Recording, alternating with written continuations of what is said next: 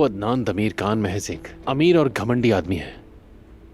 उसके लिए तो ईशा सिर्फ एक खिलौना है, एक तफरी है। जब वो उससे बोर हो जाएगा तो उसकी तरफ देखना भी गवारा नहीं करेगा। गलत फहमी है आपको।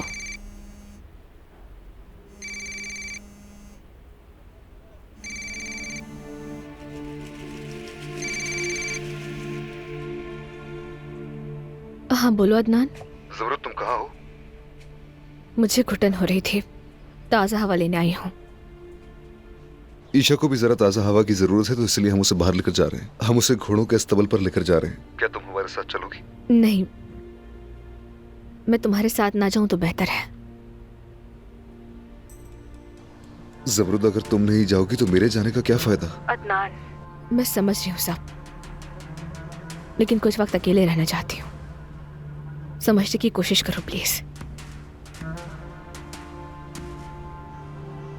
ठीक है, जब तुम शाम में घर आओगी तो हम मिल लेंगे, ठीक है? ठीक है, शाम तक आ जाऊंगी। चलो, शुक्रिया तुम्हारा।